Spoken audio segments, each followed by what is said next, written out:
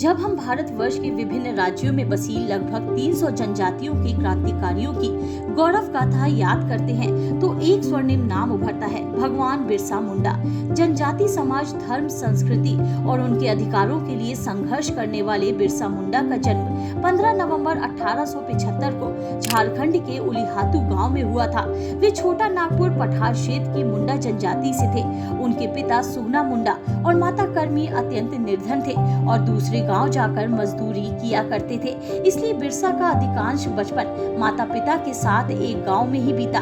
जब बिरसा कुछ बड़े हुए तो गरीब माता पिता ने उन्हें अयुबहातू में उनके मामा के पास भेज दिया। वहां बिरसा ने भेड़ बकरियां चराने के साथ साथ शिक्षक जयपाल नाग से अक्षर ज्ञान और गणित की प्रारंभिक शिक्षा पाई। जयपाल नाग के कहने पर ही उनका परिवार ईसाई बना ताकि बिरसा का नाम चाईबासा के जर्मन मिशन स्कूल में लिखवाया जा सके।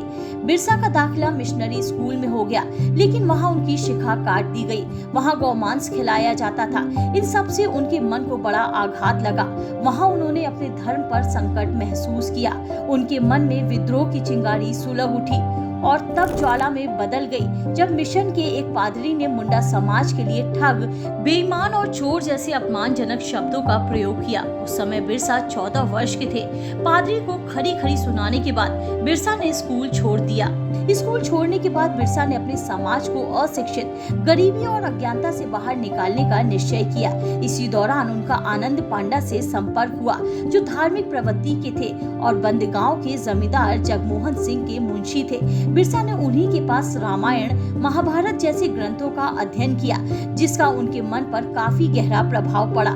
जनजातीय समुदाय को ईसाई में कन्वर्ट करने के मिशनरियों के प्रयासों के बारे में जागरूकता प्राप्त करने के बाद बिरसा ने अपना आध्यात्मिक संगठन बिरसाइत शुरू किया। वे कहते थे, साहब साहब एक टोपी, यानी अंग्रेज सरकार और ईसाई मिशनरी एक ही है।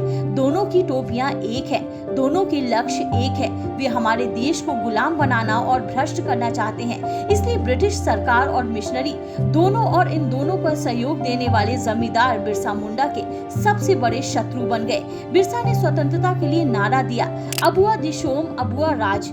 धीरे धीरे समाज में बिरसा का स्थान एक आध्यात्मिक महापुरुष के रूप में बनने लगा। लोग उन्हें भगवान मानने लगे।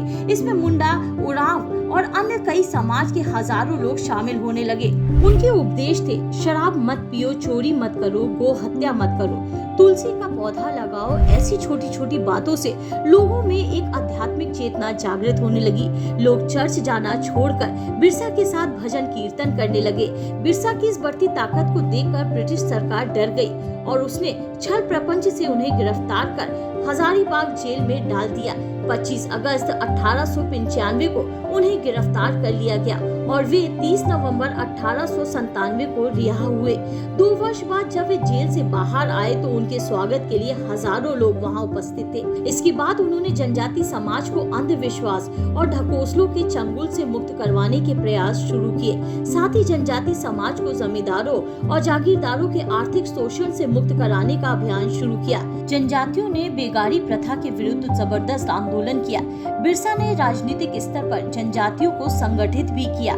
साल 1899 में उन्होंने जल, जमीन और जंगल के अधिकारों के लिए अंग्रेज सरकार के खिलाफ एक प्रखर आंदोलन शुरू किया। इसकी शुरुआत छोटा नागपुर से हुई, जिसे उन्होंने उलगुलान यानी महाविद्रोह नाम दिया। इस विद्रोह को मुंडा विद्रोह भी कहा जाता है, जिसे स्वतंत्रता संग्राम में मील का पत्थर माना जाता है। मुंडा समुदाय के विद्रोह से अंग्रेज सरकार कांप गई थी। 9 जनवरी 1900 को बिरसा ने जो हातू के निकट डोम्बारी पहाड़ी पर एक सभा आयोजित की थी, जिसमें हजारों की संख्या में लोग एकत्र हुए थे।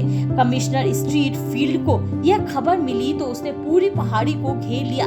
आंदोलनकारियों पर अंधाधुंध गोलियां चलाई गई। इधर बंदूकें थी, उधर पत्थर और तीर धनुष। पहाड़ी पर भीषण संघर्ष हुआ, जिसमें बहुत सी महिलाएं और बच्चे मारे गए। खून से पहाड़ी लाल हो गई। अंततः जीत अंग्रेजों की हुई। अंग्रेजों ने डोम्बारी पहाड़ी पर कब्जा कर लिया, लेकिन मुक्ति नायक बिरसा उनके हाथ नहीं लगे। कहा जाता है कि यह जलियांवाला बाग जैसा ही एक भयंकर एवं सुनियोजित हत्याकांड था। इस विफलता से झल्लाए अंग्रेजों ने बिरसा को पकड़ने का निश्चय किया। तब अंग्रेजों ने उनकी गिरफ्तारी पर 500 रुपए का इनाम घोषित कर दिया। फिर भी अंग्रेज सरकार उन्हें गिरफ्तार नहीं कर पाई।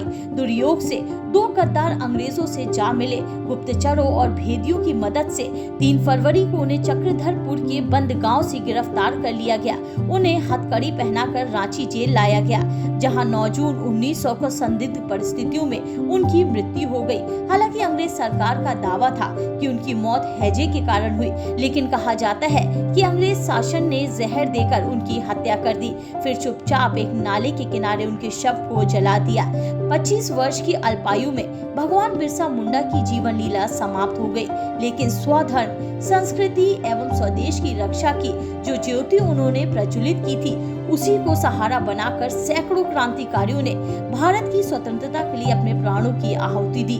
बिरसा मुंडा जनजातीय अस्मिता के ऐसे महानायक थे जिनकी प्रेरणा आज भी हमें धर्म, संस्कृति के प्रति जागरूक रहने का संदेश देती है।